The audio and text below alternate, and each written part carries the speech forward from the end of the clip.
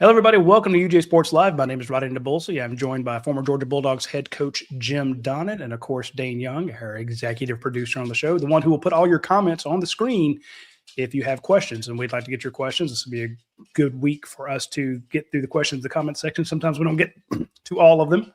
We'd like to try to fix that this week. But I get to ask the first question. It's my show. So, Coach Donnan, the news broke last week at UGA Sports that Stacey Searles, Georgia's longtime offensive line coach, was kind of stepping back. He's still going to be with the program. But Phil Rauscher, I think he was an analyst, offensive analyst, but he was working with the offensive line, and now he's Georgia's new offensive line coach. We don't know too much about him.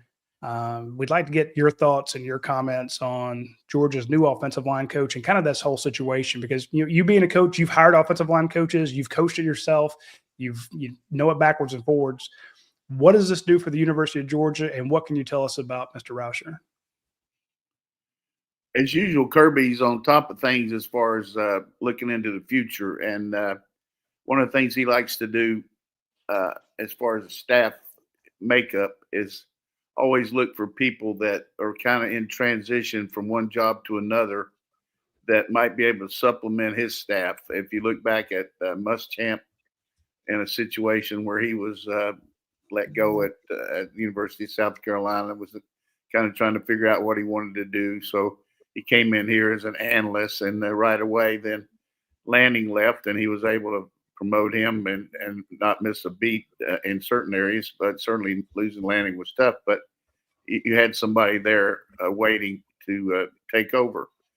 Same thing with Munkin. He brought in Bobo, who he had a previous history with, who Georgia had a history with, that he knew was very capable of running the offense, but also supplementing Munkin. And he learned his system because he didn't want to change the terminology if something happened to the staff and Munkin went pro. So, and then you saw what happened there. And now, and the same thing with numerous positions over the years. But in this case, Rauscher was coaching for the Jaguars, and 2 years ago they made a move. And usually these coaches have contracts that are multi-year, and they make good money, but they also, with that money goes the situation of it could turn pretty quick if the head coach gets fired, and you really kind of unless you get a job that's subsequent to that, it's hard to move into a lesser job anywhere unless you got a contract. So True.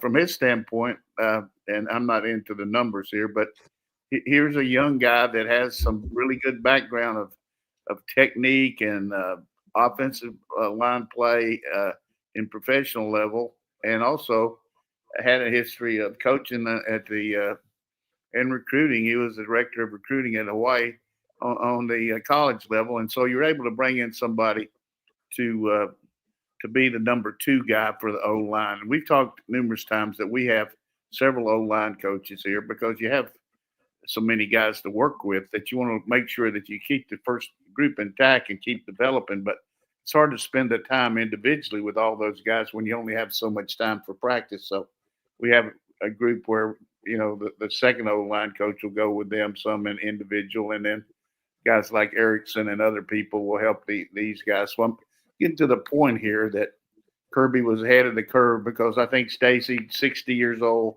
looking at the point of, hey, it gets tough going out there recruiting and the grind you're in and everything. And he had mentioned maybe that he was getting ready to maybe retire, but this way he's able to stay with the program, has another year left on his contract. And I know Kirby and Brooks and the kind of people we are, I would think that they would keep his contract intact I don't know that for sure, but hopefully he deserves that. And then he'll be there to kind of help navigate, kind of like Rauscher does with the second group. He'll be back there now, so we won't lose any continuity there. So should be a seamless transition and an exciting one because it gives you a future of a guy that's 40 years old and has the background that's going to be around here for a little while. And I'm sure from his standpoint, it's really kind of reassuring that Kirby had the confidence in him to hire him, not look elsewhere, which I'm sure he had chances And this kind of made it easier to make that move to keep him. The fact that we wanted him, so it's a good move for Georgia, and it's a good move for Stacey. I think if that's what he wanted to do, and I would think that based on the way our line played this year and all the things that he had to do to manufacture an O line with all the injuries and all, I thought he should be the assistant coach of the year for O line, and that's not being a homer call. I mean, I've always liked his down the earth type technique and the way he coaches people, even when he was at other places. I mean, I knew him when he was at Appalachian State. So the problem with our people, and I love our people like everybody else, there's a tendency that you know so much about them that you really don't take enough time to think about how fortunate we are. So I think in the case here, we end up with a real good situation. A couple resume notes just on Rauscher. 40 years old, you mentioned, Coach, and that's including stops with 4 NFL teams. So that's a lot of different minds. If you look through his resume, 3 names that stood out to me that he's worked for: Norm Chow early in his career, Bill Callahan, and then Doug Peterson. Pass-heavy offenses. Yeah, from my standpoint, after people like, you look back over the years and guys that are kind of passing gurus or teams that have just that signature passing game. You go back to Norm Chow when he was at BYU. I mean, he was there with LaVell Edwards and just manufactured passing games. Of course, all their teams are 35, 40 years old, but they were still good. I mean, those guys were old now. And I never will forget getting off the plane at the Holiday Bowl, and the Brigham Young team was getting off at the same time, and every one of the guys had 2 or 3 kids getting off the plane. I mean, it was unreal. They needed to have babysitters. That was part of the deal on the trip. But anyhow, Norm Chow, just forever etched in football history as far as being a great offensive coach, and the guy to always have a lot of respect for, and a good guy too, a very good guy. And then from the standpoint of Bill Callahan, he's kind of been. People have kind of bagged on him for his head coaching at Nebraska. And really, it's hard not to win at Nebraska. And it's hard to lose the game 77-0 at Nebraska. And he did that. And that's because I don't like Nebraska. But the point is, Bill Callahan is a really good technician and a very astute offensive line coach. I mean, people around all football know his techniques and everything and the success he's had. Super Bowl winning coach for the with the Tampa Bay team, and he coached some with the Raiders, but he's still coaching some. I think his son just got fired as the head coach for the Tennessee Titans. And then who was the other one you mentioned? It was Norm Chow, Bill Callahan, and then Doug Peterson at the Jaguars.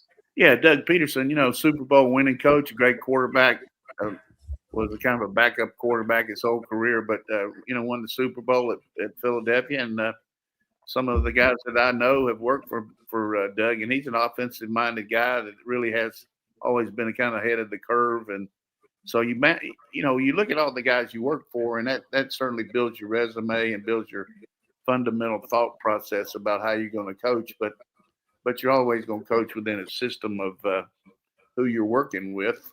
And I always felt as a head coach, when you can get a guy in that can add what you got, whether it's recruiting, helping with the kicking game, alumni relations, whatever it is. I mean, every team needs to build. And that's the way Kirby's done this with his staff here. He's always looking for people to add that will give you another voice in the room and another way to look at things, and that's part of his success. I think a lot of that success is that brain trust he's had at Georgia throughout his tenure. I mean, when you have former head coaches as position coaches or coordinators or analysts. I mean, I pointed out that during the Monken final year, his red zone specialist was Mike Bobo, who's Bennett and Georgia led the nation in red zone efficiency. Granted, they had the best players. I'm not, taking away from the players.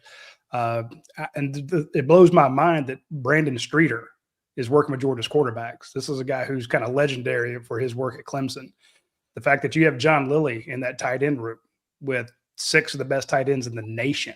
I'm like, man, let's go 14 personnel just because of what they learned from Lilly and, his time in the NFL and his time in college football. I mean, with him and Todd Hartley, that's phenomenal. And Kirby will say that. He's like, look, when we ask him specifically about a game plan or a play, he always uses the we thought X, we game planned Y. Even if it doesn't turn out the way they want to, he'll say we got out coached, but it is a group effort. And when we're always trying to dig down on one guy, it's never just one guy. And when you talk to the offensive line players, they will mention Phil, they'll mention I can't think of the other guy's name. And then Stacey Searles, and they rave about Stacey Searles. And it's easy for me, having covered the Mark Richt era, to go, anybody who coached for Mark Richt just can't get it done because Georgia never won a title. But I'm like, at the same time, he had 6 different offensive lines this year, Stacey Searles did. And you had every player, every starter at one point got hurt. And the offensive line was the strength of this team. The players will tell you what they learned from Stacey Searles and Phil Rauscher made it so that the next guy up, not just the front 5, but the 6th guy, the 7th guy that had to pop their, shoulder helmet on and go out there was ready to go. And I was very much impressed with Stacey Searles' efforts this year and what the players say about Phil Rauscher. If I'm a Georgia fan, I'm excited because the players really like this guy. Yeah, and in all fairness to every coach anywhere, usually speaking, and this is pretty much true around the country, there's always talk more about the new guy instead of the old guy. I mean, that's just normal, and that's nothing against Stacey or poor Phil, but it's just the way it is. And but I would say this, and I want to mention this. This is a couple days before my birthday, so I want to make sure I said this before I turn a little bit older, that if you're going to win in the SEC, you're not going to win because you're such a brilliant head coach and you've got such a great ability to recruit or raise money or all that. You better have an all-star coaching staff because you're going against the best of the best. Now, I know we haven't won the SEC, the national championship, but week in and week out, the caliber of coaching that you see in this league is outstanding. The preparation, the technique, everything involved. So you better be a guy that's at the top of your profession if you're going to keep your job in this league, because you cannot compete with some of the upper echelon groups unless you're able to teach your guys what they need to be able to. It's like some group that has back in the old days, you have a tribe of Indians. Your guys better be able to protect themselves and attack and do everything, or you're gone. That's the same thing here with these football staffs. And I think I said this over and over, and this is nothing against the individual coaches at Florida, but I thought from day one that the University of Florida never had the kind of staff. And you look at the ultimate amount of turnover they had in so many positions and the way the guys left there and were either fired or what, that they never had the coaching acumen that it needed to take at Florida. I think they've really enhanced their staff a little bit with some of the guys they got here now. But every place I've ever been, you better have a good support staff that's going to help you as a coach and tell you when they think you're doing something that needs to maybe change the road a little bit. And so that's enough about philosophy. But you just don't win because you're Tom Osborne or Barry Stewart or whoever you might be. You better, and you look at these guys that win on a level like that, they're the guys that are turning out the assistant coaches. They're the guys that are turning over. And I take a lot of pride in, I think I had like 9 guys that coached for me became head coaches, and they learned how to do things right. And they were able to, because I learned from some really good guys. I mean, I learned from the master, Coach Switzer, and the one thing I learned from him is, know what you can do and what your players can do, but then coach it. Let your coaches coach, because if you don't if everybody's on pins and needles and you can't shoot the guns and do what you got to do, then you're not going to be successful. Speaking of being successful, the Super Bowl is set, and one Georgia, at least one player we know of, who's going to be very active in that game, or should be, Jared Wilson, the guy who it's his rookie year. Kind of keep up the idea of a Stacey Searles product. This is a guy who left for the NFL early, plays for the Patriots. I think he's played almost 800 snaps for them so far. Going to the Super Bowl in his first year, not what I expected. Did not expect the Patriots to be in the Super Bowl. Did not expect Jared Wilson to be on the cusp of maybe getting a Super Bowl ring. And Coach, I know you're a big fan of Jared Wilson. Give me your thoughts on him making the Super Bowl in year one. It's ironic that Dayne, our ultimate guy who thinks out some of the things we're going to talk about, both you guys just pick out some really good topics. But I reached out to Doug. We just talked about coaches that coached for me, became head coaches. Doug Marrone was a coach at Syracuse, was coach at the Buffalo Bills, the Jaguars. Now he's the O-line coach for the Patriots. I reached out to him right after the Super Bowl. The game the other day, and congratulated him. He said it's just been an unbelievable year and blah blah blah. And he said how excited he was to take this team to the Super Bowl in their first year. But I asked him about some of the qualities back when they drafted. But when he got Wilson back in the draft, and I also talked to Stacey Searles about that. When he got drafted, were you surprised? And I look back on my notes on that. I keep copious notes here. He does, folks. I don't guarantee you. Coach keeps receipts. I don't keep receipts though, but I do keep the so I can look back on what people said, things like that to help me. But I do feel like that. In Jared's case, everybody's kind of surprised that he went pro, but really his talent base was definitely capable of that. You see where he got drafted.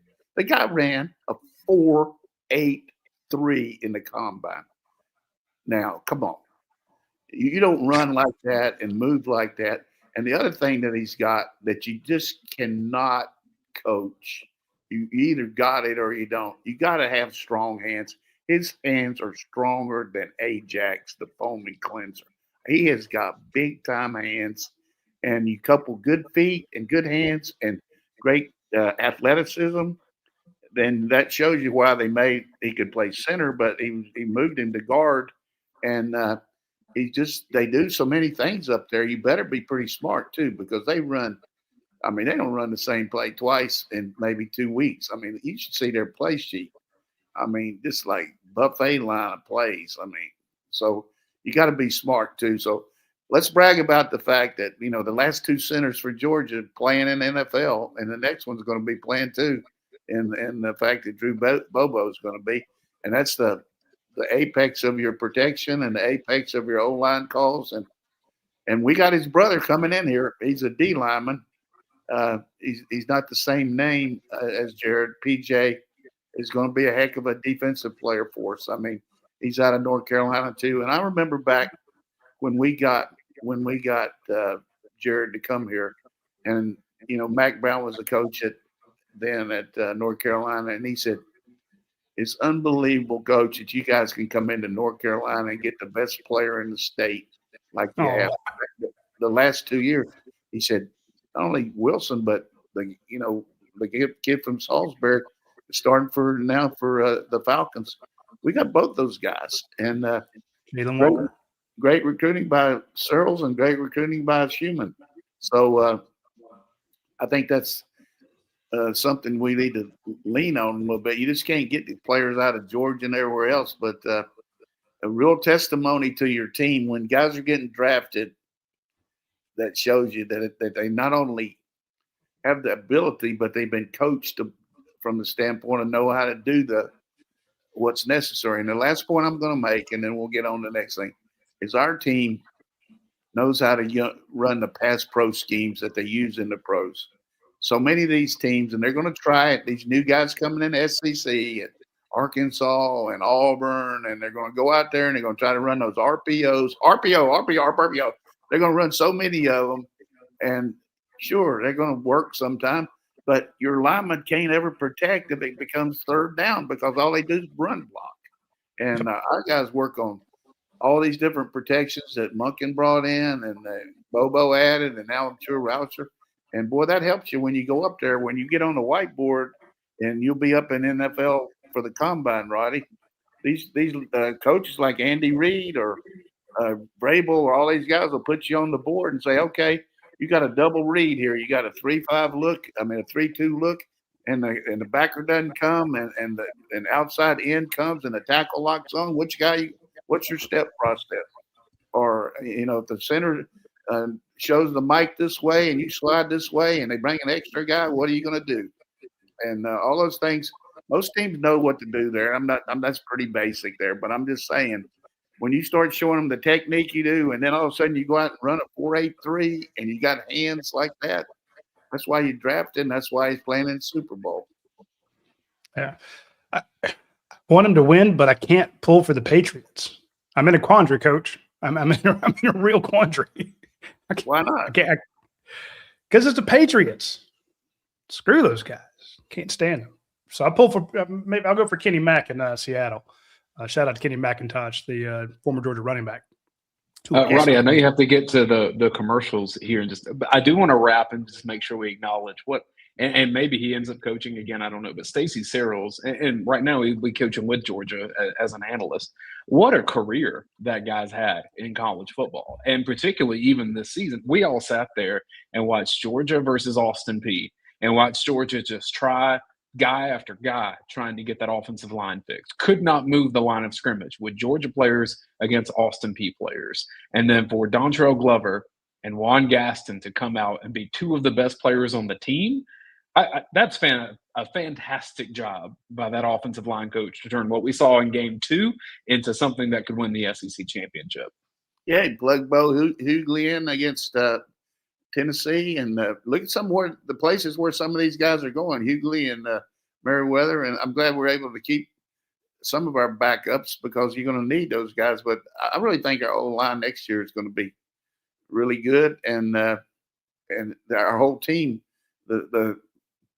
just the solidarity of playing together and knowing each other is going to help you. But we got a long time before that. But let's go ahead. We talked a lot about, but I do feel like, again here, let's celebrate the fact that this guy's had a lot to do with us having the winning percentage we've had. And, you got such a high level of expectations. It's just, disappointment that we didn't get further both the last couple of years, but at the same time, we got a long way too.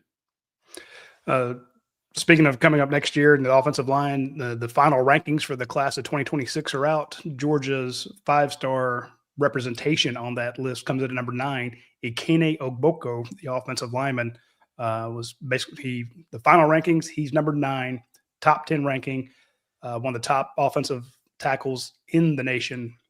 He will suit up for the Georgia Bulldogs next year. So you've not only got all the guys you're returning on that offensive line, but you're adding Ogboko, who is an absolute stud. So what did they rank that kid? I was fired up about that. They added 3-star still.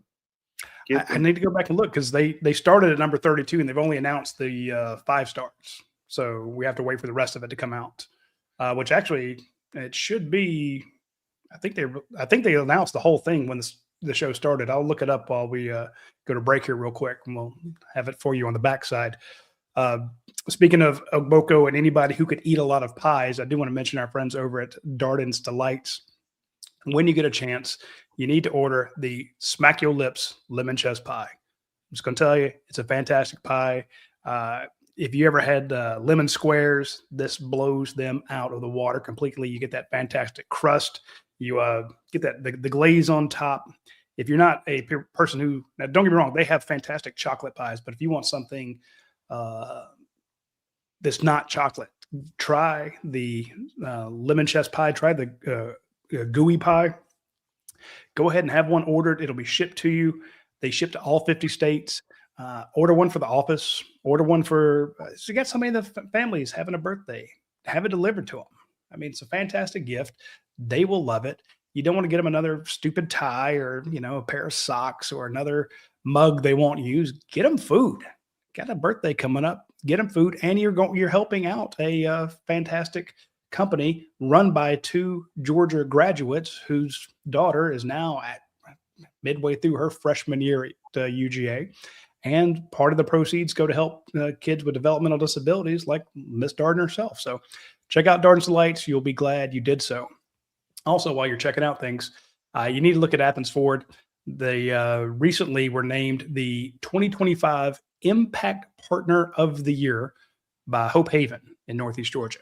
So I tell you all the time about the charity work they do. Brian Clower and the folks out there are they're such good members of the community. You go in and you see all the little league teams they sponsor and the lights they put on, that they sponsor out at the botanical gardens. They're ridiculously involved with the schools all throughout Athens and Watkinsville.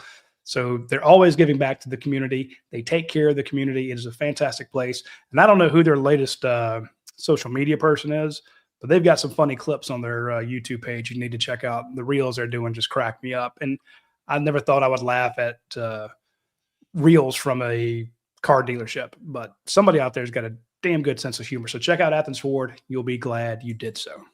And while you look up what you would like to look up, let's take this time for Atlanta Dental Implants to show off what they do. Prior to having the dental implants, I was in pain and there were like loose teeth and, it's kind of a little bit of a complex talking or smiling. Having periodontal disease and trying to find a good place like this place to get it done is very difficult. I'm looking at the website and I'm like, wow, they've got their prices like right there. Top arch replacement, bottom arch replacement, whatever you need. Highly recommend ATL dental implants. I'm learning to smile again, let's just say.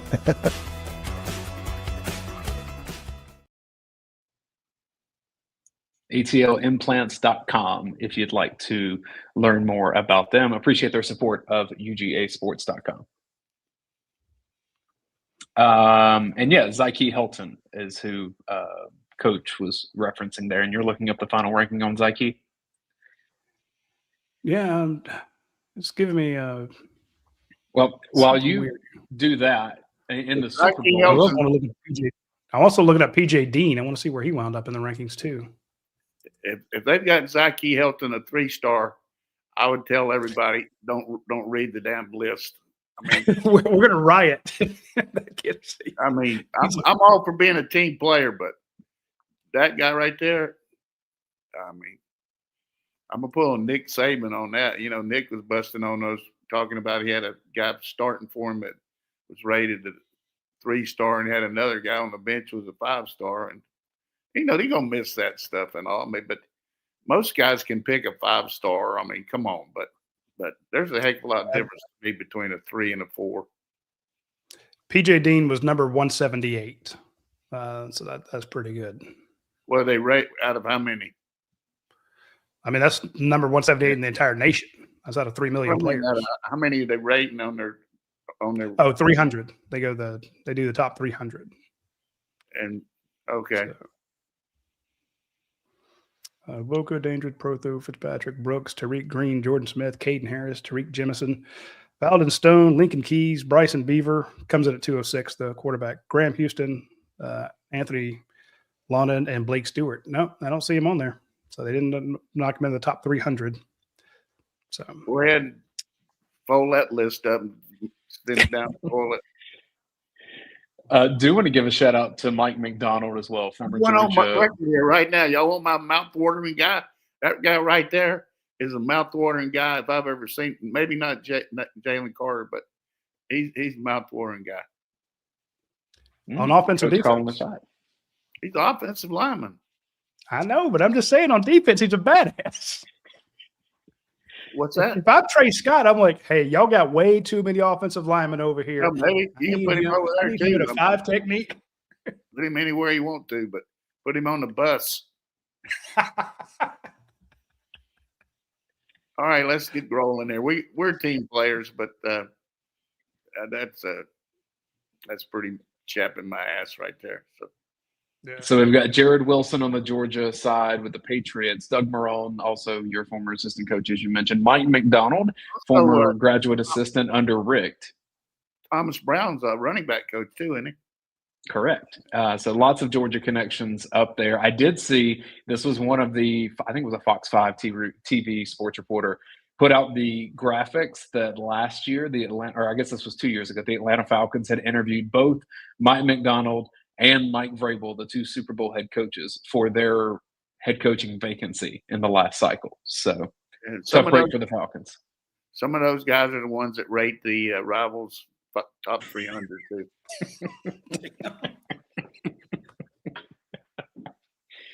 I mean, put them in the same category. I mean, look at their. I thought a miss is a miss. I thought Morris was a good defensive coordinator. Things just didn't work out, but I don't. We'll have to see what happens with his next choice. But looks to me kind of like what Auburn and Arkansas and some of these other people hired. I don't know if you guys remember that they used to put it in the papers, misconnections, people looking for people that they had met and kind of forgot them.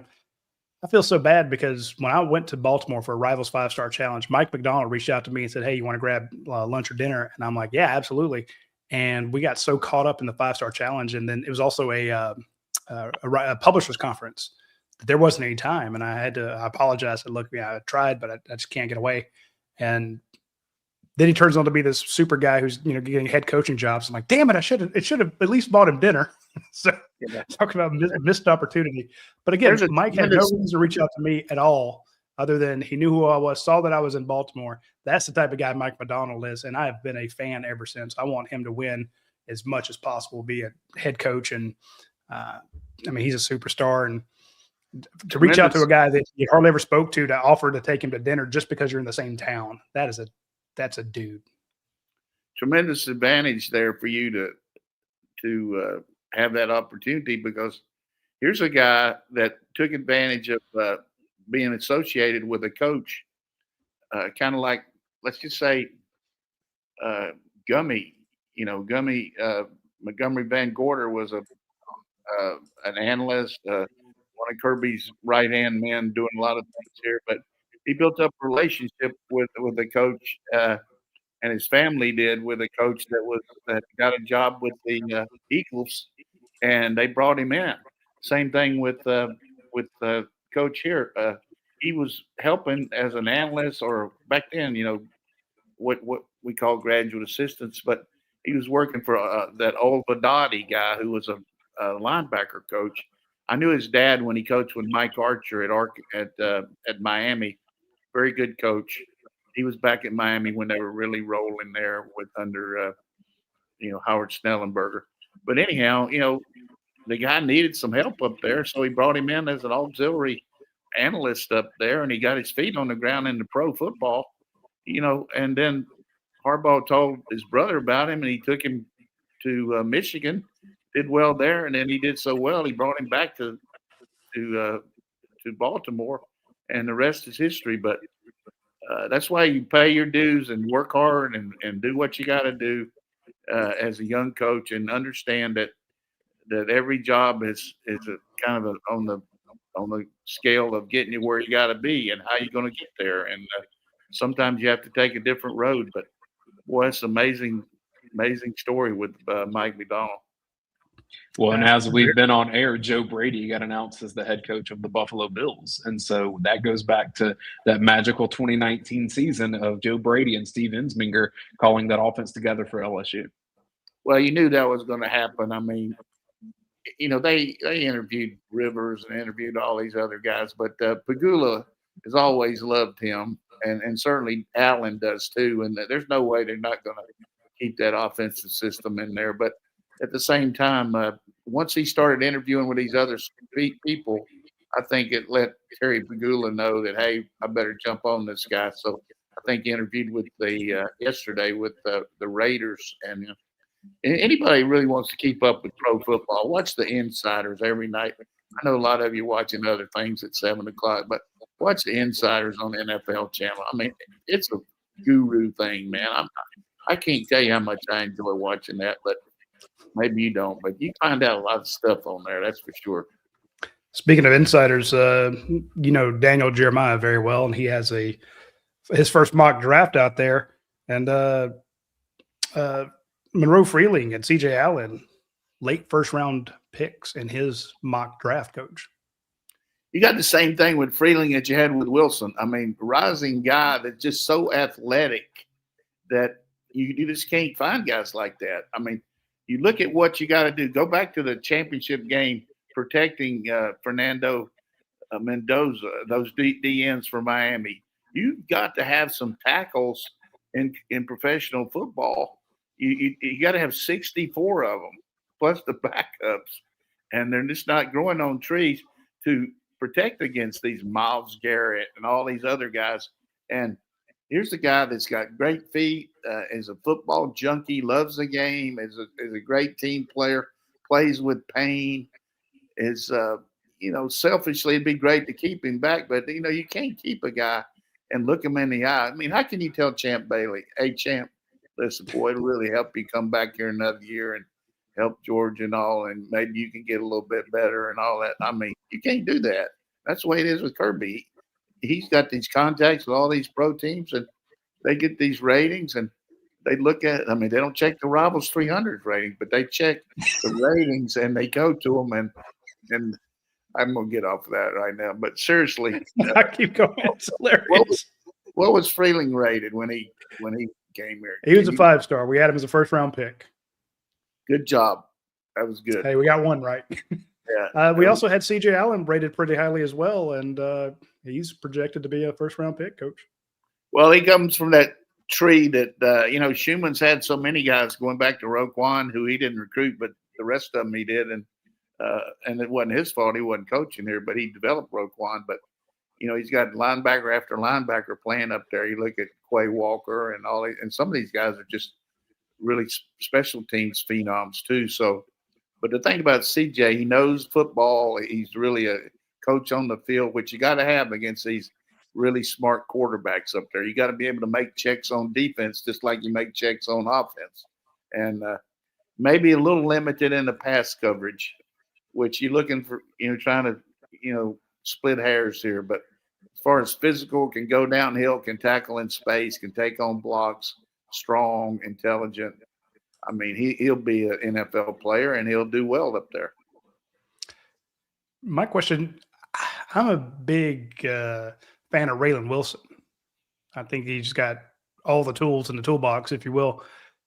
Who do you think will be the better pro? You just never know there. I mean, Wilson maybe a little more in space guy, but maybe not as good at point of attack. But they're both good, and I think in his case, because of the sporadic situation, he didn't play as much as CJ, maybe early as CJ did. But this other year will help him, kind of like it helped the kid that went to Philadelphia this year that was hurt, broke his ankle and everything. I think it coming back will help him, and it'll help the other guys around them in the linebacker room. Those other guys, Chris Cole and Williams, those guys, great. All those guys will benefit from it. And, with the addition of the guys we have in the secondary, and, I talked about last week, and I look back on what I said, I forgot to really emphasize how much that kid from East Carolina is going to help us. I think he could be one of the starters too. And when you look at that too deep and everything. So, but we know a whole lot about him too. But all right, what's next here? Well, go ahead, Ryan. I would say Jamarly Riddle, folks. Memorize that name. I've been pounding my drum about that kid just from the production standpoint that he's put up. So if Coach says he could be a starter, then don't listen to me anymore. Listen to what the coach had to say. Who's that? Jamarly Riddle. That's the guy from ECU. Oh, yeah. The primary thing I wanted to wrap with on the NFL, one, I think Daniel Jeremiah does as good of a job as anyone when it comes to project. He doesn't get over his skis on guys. He does all the prep work. We've chatted with him, Coach. I think he does an excellent job with the NFL mock drafts. But in Georgia's case, you're likely not going to see a Georgia player go in the top 20. It's possible someone falls in love with one of these guys and jumps early on them, but a couple of late first rounders. But when you start looking at Georgia in total of what are they going to have in the first 3 rounds, I think it could be as many as like 6 guys, Coach. And I don't know that maybe this team reflected that. Top end talent, not quite there, but Christian Miller can jump up into that range. Zachariah Branch, I think we saw that. There's just a lot of talent that's going to be core for NFL rosters.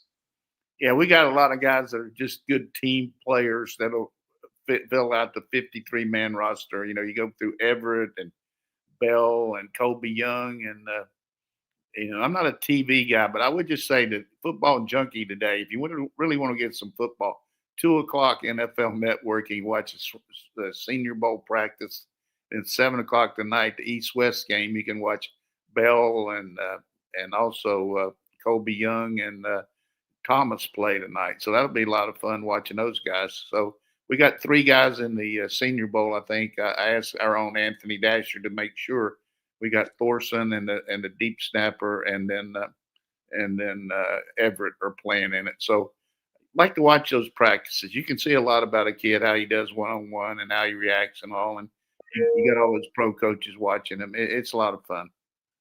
Especially when those guys are really trying to make a name for themselves. We've seen guys go to down to was it Mobile, Alabama for the bowl and just absolutely show out. And you got analysts there, you got scouts, they watch it, good on good, and guys make names for themselves. You got the whole staffs there too. I mean, people will bring their offensive staff one day, their defensive staff, their scouting and everything.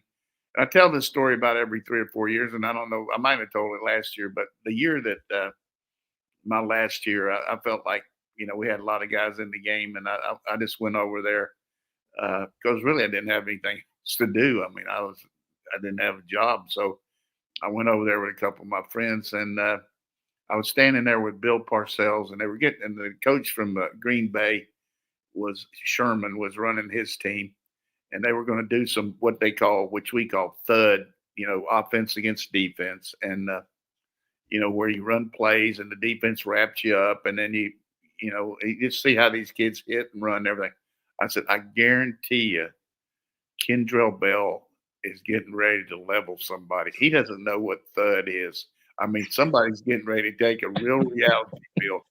And he was looking at me, laughing and everything. I said, this kid, I said, so anyhow, they line up in I formation and run, 34 blasts, which is just a lead on the linebacker, double team on the nose guard. And here comes this fullback running at Kendrell.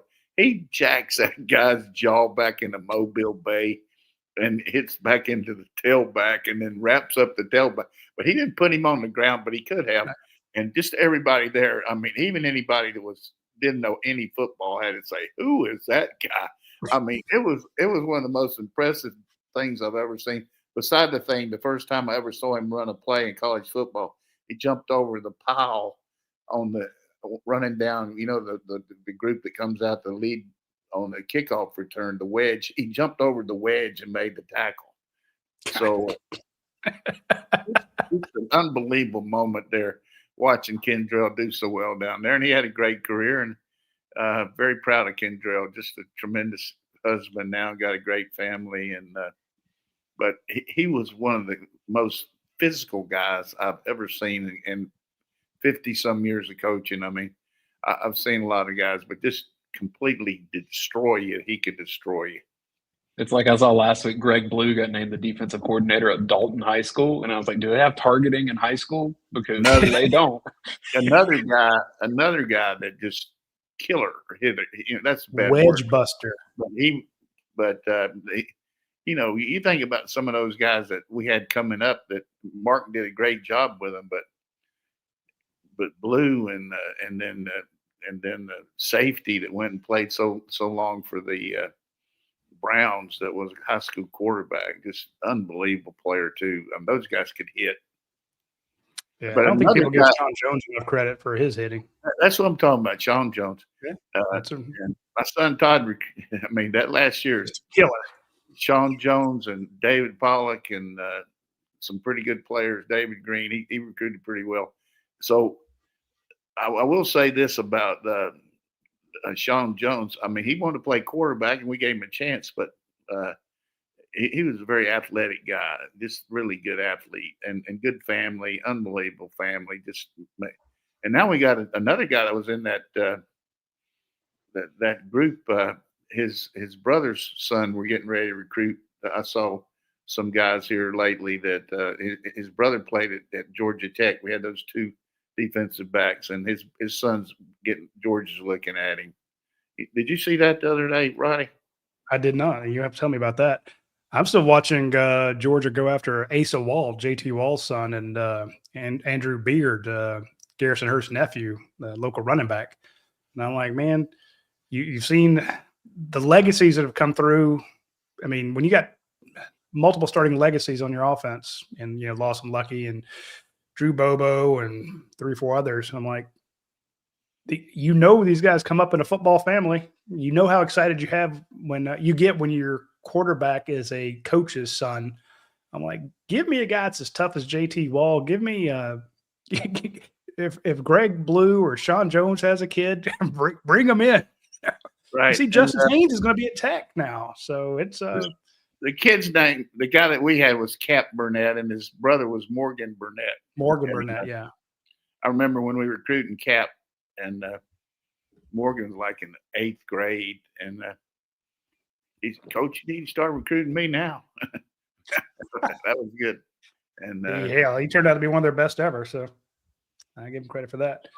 I know there's a couple questions. You want to get to those, Dayne? Yeah, we'll start with this one from Go Dogs 101 on the Dog Them. And this is a good one considering that Georgia coaches are on the road right now, going to all these high schools in the state around the country. The question, Coach Donnan, while recruiting either at the in-home visit or just on the road, what's the best meal that you ever had while recruiting players?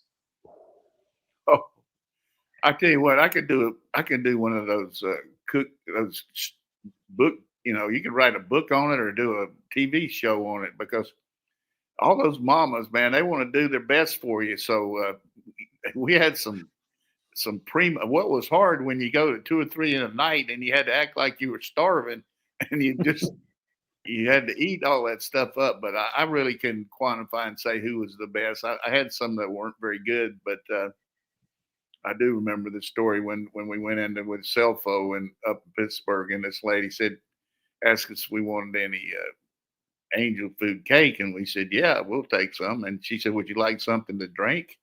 And we said, no, we'll be good. Just bring us the cake. And so Selfo took one bite of the cake and said, you got any milk? That was a dry. I need some coffee. That was the driest cake I've ever eaten, man. We both ate some milk pretty quick, but that was pretty cool, pretty good reaction. And then, I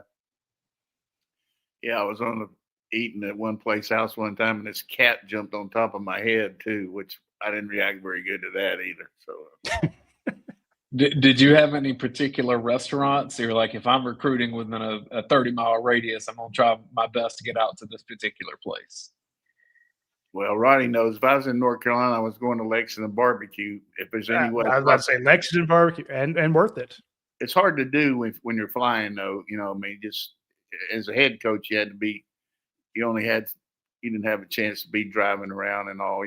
Coaches pick you up at the site and you go right to the house. But as assistant coach, boy, you had places you'd go. That's for sure. All right. So what's your meal that you get at Lexington Barbecue then? I get a large sliced tray, hush puppies, the red slaw, and sweet tea. And then I get a pound to go. Yeah, that's heaven on earth. We made a stop there when Coach was heading up to his high school reunion, and I'd never eaten there before. He'd sent me to Stamey's and a couple other places when I went to see Jalen Walker, and I thought Stamey's was the pinnacle of barbecue. I mean, I've been to Q39. I've been to some of the greatest places in the country when it comes to barbecue, and I thought Stamey's was as good as it would get. And then he takes me to Lexington Barbecue, and I'm like, man, this ain't fair. It's not fair that you live close to Lexington, that people live close to that can have it whenever they want. And that place is Stamey's is 1A. I mean, it's really close, but you just can't. I mean, people that live in North Carolina know it, and people around, and certainly there's good barbecue everywhere, but Lexington Barbecue, I mean, now I'm gonna have to road trip it. When my wife gets back from overseas, I'm gonna have to drive up there because they don't deliver. So yeah, let me ride with you. I'll help. I'll bring it back to you. I got you. That's a follow-up question from Tony Huff. Says, are you a vinegar, mustard, or tomato barbecue? Vinegar. but I'll eat the mustard and I'll eat the tomato. But I mean, I grew up with the vinegar there, and Jake's Barbecue in Burlington, North Carolina. I mean, Jake, we used to have this guy named Fuzz. I mean, we used to have this guy named Fuzz Carter.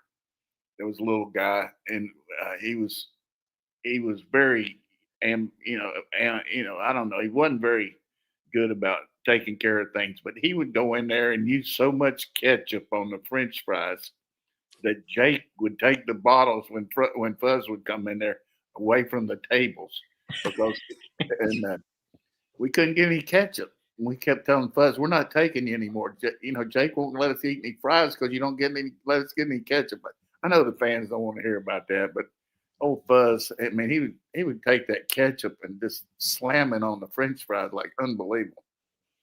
I will give a shout out to Fincher's Barbecue as well. Where's Fincher's that? is fantastic. Fincher's Barbecue. That's I'm trying to remember where I had it. I think wasn't I in Macon?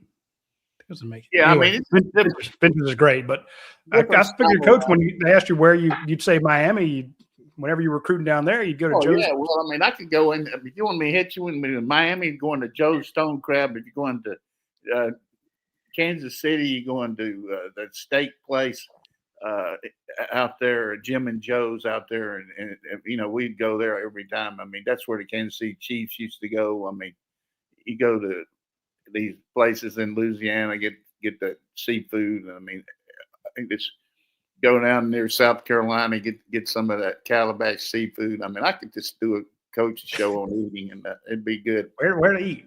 All right, we got a new summer show, Dane. Let's get it set up here. Let's come up with a good name for it. Do have a couple questions from our earlier. I want to say this before I turn 81 too, because Jake's Barbecue was right out there near the Circle G Drive-In Theater, and the Circle G had this deal where you could, go to the drive-in, but if you wanted to, you could blink your lights and somebody would come out and take your order, So my mother's friends ran the place, and the person that was doing that was out for a week, and they asked him if I would do it. I was only 13 years old. And so I went out there, and some people would blink their lights, and sometimes I went to the wrong car, and it was really the wrong car, man. I didn't really need to be knocking on their door. They weren't watching. So it wasn't that bad. But anyhow, that's education, baby. The lady that did the advertising for it got laryngitis, and she said, "Could you just do the promo for us on the microphone?" And so I had to memorize it and all. And when I memorized it, it was something that I just never forget. But this is the way it went. Good evening, ladies and gentlemen, and welcome to the Circle G Drive-In Theater. In our concession, you'll find ice cold drinks, candy, chewing gum, and cigarettes, and featuring the best hot dogs in town. A mighty good taste treat is a good hot box of popcorn and ice cold drink. You'll find both ready to be served to you right here at the Circle G. That's it. Your memory is incredible. I can't remember what I ate for breakfast. That was my only brag today that I can still remember that, but I can't remember what I had for breakfast yet. But still, Circle G was. You remember every play you ever called? I don't want to hear it. I can remember those. I remember some bad ones too, and I want to tell whoever put that thing online this week about the plays that they thought were bad of Little Joe fumbling. We need to give him some pies or something. Whoever put that, because that was one of the most horseshit calls I've ever seen, and really changed a lot of people's lives. I mean, for that guy, and Doug Marrone told me later that the guy, the official on that sideline, was one that O'Leary had gotten hired by the ACC, worked him up through the ranks and got him hired, and he was kind of in his hand, hip pocket. But the point is, the guy ended up. I went up to the guy that's on the sideline that made that call. I went up to the Hall of Fame in New York, and he was sitting at the table with O'Leary at the Hall of Fame banquet. I mean, this chaps my ass, that play. I mean, if you'd had replay, it wasn't even close, was it, him fumbling? No. So let me set the stage here real quick. There was from UGASports, they put out a tweet saying, "What is the one referee call that you can't get over?" I immediately said, a lot of people said Tyson Simmons was onside. Simmons, I went back to Jasper's so-called fumble that wasn't a fumble, but I'd forgotten about that one on the sideline, Coach. They're both just – and the play after it, there was a timeout, and we told the guy they're going to pick they're going to run a pick play and pick Champ Bailey, and they picked him, and he didn't call it. Same guy didn't make either call, and the same guy on the goal line, we went for 2 and made it, and he didn't give us that. So I mean, it's unbelievable. That guy right there, I mean, he's got to feel bad looking himself in the mirror. No, he probably look yourself in the mirror on a stack of $100 bills. It's easier. We can wrap the show with this question, and this was from our offensive line coach chat early in the show. Stick D's wants to know, it says, I'm excited about what George has done with the offensive line coach, but Sam Pittman was available, and I'm just curious, do you think George ever talked to him about returning to Athens? Well, Sam's a good coach, and I think he's probably in a position now after being a head coach and being in a situation where he can retire out there on the lake and all. I mean, the same kind of deal there. He's 61, 62 years. Do you want to get back in this rat race of being on the internet and chasing kids around and doing all you got to do? I mean, if you just can go out there and coach every day, it's one thing, but all the periphery stuff you got to do with it, I just don't know that he would want to do that. But the way that Kirby worked this, I mean, it was pretty obvious he had a plan in place like he always does. I mean, he's a master planner. I mean, he's tremendous at that. Well, also, if I'm Sam Pittman, I'm thinking, look, I was able to get, Broderick Jones and Amaris Mims and all these guys to come sit on the bench at Georgia. Now I could have the greatest relationship with a kid, show how many of these guys I've developed in the first round picks. But if I'm in a situation like with David Sanders, the kid that went to Tennessee, the guy talked about how much he loved Georgia, his family loved Georgia, they loved everything about Georgia, but Georgia just didn't have the same NIL deal that Tennessee did. So all the good work you do, building the relationship, talking to the family, you can be the kid's best friend. You can be named his godfather, and if you don't have the right package, then you don't get him. And I just don't see Sam Pittman coming back to put up with that. He's like, look, relationships mean something, and I'm just no thanks. And one other thing I want to make here before my birthday, there's a misnomer out here about Georgia on the money. We get a lot of guys. We don't get them because our money is low. We got to pay for them, and you got to decide who you're going to pay for and how it ranks and everything like that.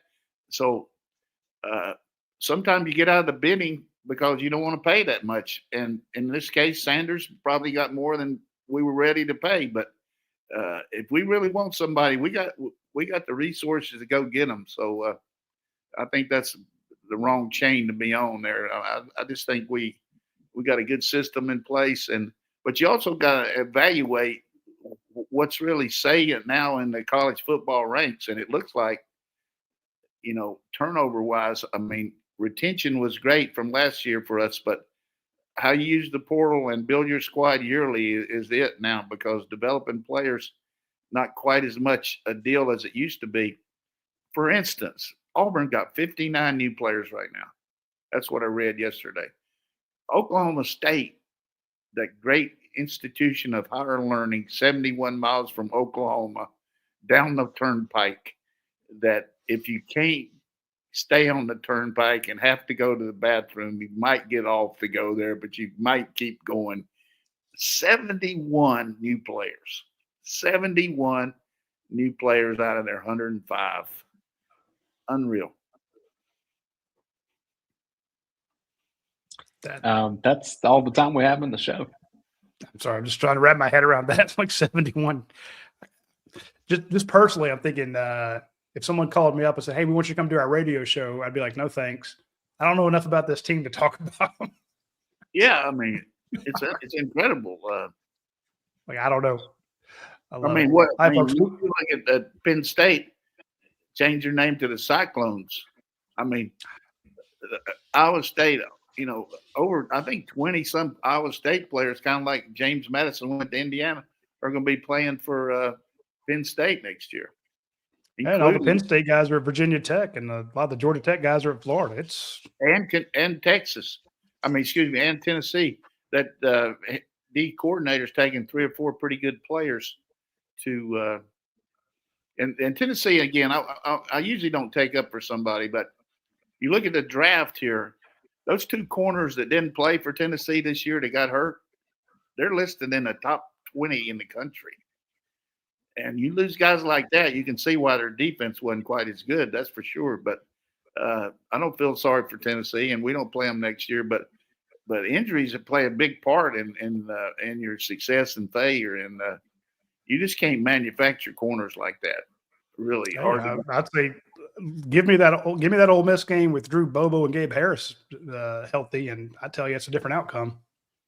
What do you hear from all your people? I know you know that guy at Ole Miss that's on that everybody's getting after because he had the wrong tweet, but he's a big Ole Miss rivals guy. Neil McCready. Yeah, what does he say about Chambliss on the? Has he got Tom Mars as his lawyer? I think he does. What I'm hearing is it doesn't look good, but I didn't think you could take a G League player from basketball and put him on your squad now. So what the hell do I know? I mean, that's incredible. But seriously, you got to think. I don't know that Mississippi's a crooked state, but I don't know that it's really not. So you got to think if it's in the law, the legal issue down there, they got it in the court where there's an Ole Miss judge. So we'll see. But yeah, the buzz was it doesn't look good, but I'm with you. To me, all bets are off on anything going to courts now because the courts are letting them do whatever they want. I'm just like, that guy from Incarnate Word that's there that Dayne mentioned last week that started out at LSU on his 7th school. That's my Finley, point.